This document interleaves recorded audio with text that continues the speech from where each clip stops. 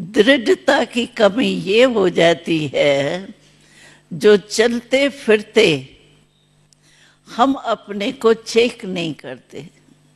रात्रि को चेक करना ये तो हमारा नियम पक्का होना ही चाहिए, लेकिन बाबा कहता है कि बीच बीच में भी चेक करो। और इस चेकिंग में कितना टाइम लगता है? मानो मैं कहती हूँ कि मैंने जो सुबह को संकल्प किया, उसी प्रमाण मेरा दृढ़ संकल्प है। दृढ़ होगा तो वो ही वृत्ति दृष्टि स्थिति हमारी होगी। अगर दृढ़ नहीं होगा तो थोड़ा, बाबा ने जैसे आज भी कहा ना, बीच बीच में अलबेलापन आ जाता है। ठीक तो है ना, कोई बुरा थोड़ी संकल्प आया या बुराई थोड़ी की, किसको दुख थोड़ी ही दिया, ठीक ही तो है, हो जाएगा ठीक। ऐसे अपने आप में ही अलबेलेपन के संकल्प जो आ जाते हैं, वो अलबेलापन ऑटोमेटिकली दृढ़ता को हल्का कर देता है।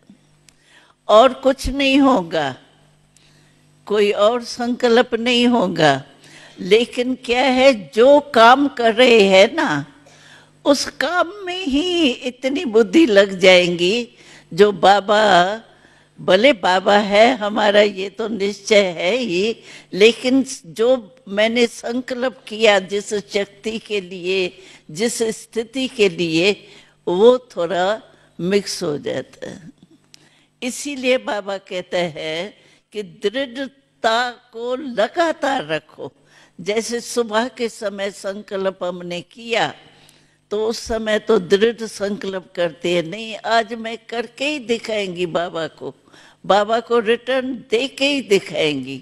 सुबह के टाइम ऐसा उमंग उत्साह आता है, लेकिन कर्म करते उसी कर्म के ही संकल्प में खो जाते हैं, तो हमारा जो दृढ़ता है उसमें थोड़ा अलबेलापन जो है ना, वो मिक्स हो जाता है।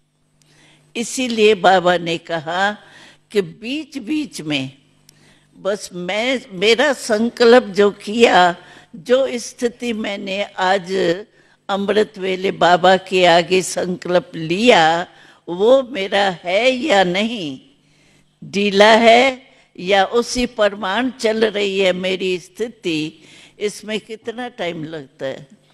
आप एक कमरे से समझो दूसरे कमरे में जाते हो, इतने टाइम में भी हम सोच सकते हैं कि मेरा जो संकल्प मैंने सुबह को लिया वो है या ढीला हो गया। कहने में हमारे को टाइम लगा, लेकिन सोचने में इतना भी टाइम नहीं लगता है। हम कह देते हैं हम बहुत बिजी रहते हैं ना, बहुत ऐसे होते हैं ना, लेकिन ये भी काम है ना।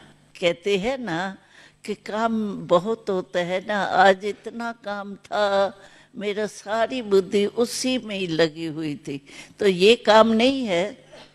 जैसे उस काम के लिए हमको ये रहता है कि काम था ना, वो पूरा करना था ना, जरूरी था ना, तो क्या ये भी काम है ना।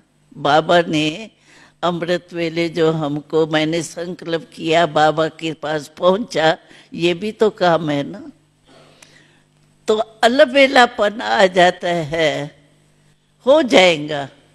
कई ऐसे कहते हैं भले मेरे बीच बीच में थोड़ा ढीलापन आता है, लेकिन समय पर पहुंच जाऊंगी, मेरे को निश्चय है मैं हो ही जाऊंगी, लेकिन संस्कार अलबेलेपन का रहा हुआ होगा बीच बीच में, तो अंत में भी वो धोखा दे सकते हैं। हम समझते हैं पौना घंटा तो ये हमारा बिल्कुल स्पेशल है, क्योंकि बाबा का कहना है कि ये अमृत वेले का टाइम जो है ना, फिक्स किया हुआ है, ये समझो भगवान का टाइम हमारा मिला हुआ फिक्स है।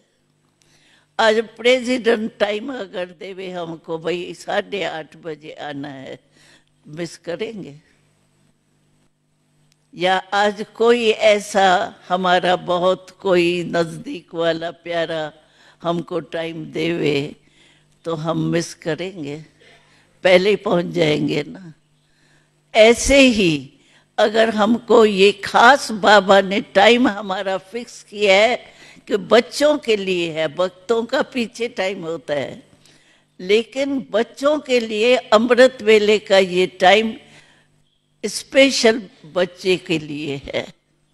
और उसी टाइम को हम समझो कभी कभी मिस भी हो जाता है, कभी मिक्स हो जाता है, तो क्या कहेंगे? ये अच्छा तो नहीं लगता है ना, अगर पीछे होवे और याद आवे तो बहुत काल का जो होता है ना कोई भी अनुभव, वो खींचता जरूर है। तो बाबा कहते हैं ये भी आपका संगम का 1 सेकंड 1 वर्ष के समान है। बाबा ने लास्ट मुरली में ये चैलेंज दी कि संगम समय का 1 सेकंड जो है वो 1 वर्ष के समान है। तो हम तो समझते हैं ना 1 सेकंड ही तो हुआ, 1 मिनट।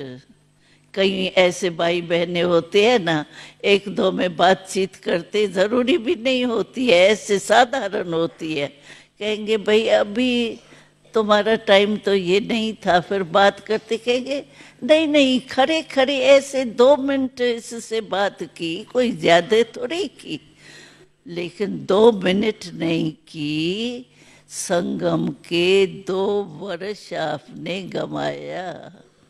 इतना हमको अटेंशन रखना चाहिए। 2 मिनट 1 मिनट नहीं है, इसके महत्व को जानना चाहिए।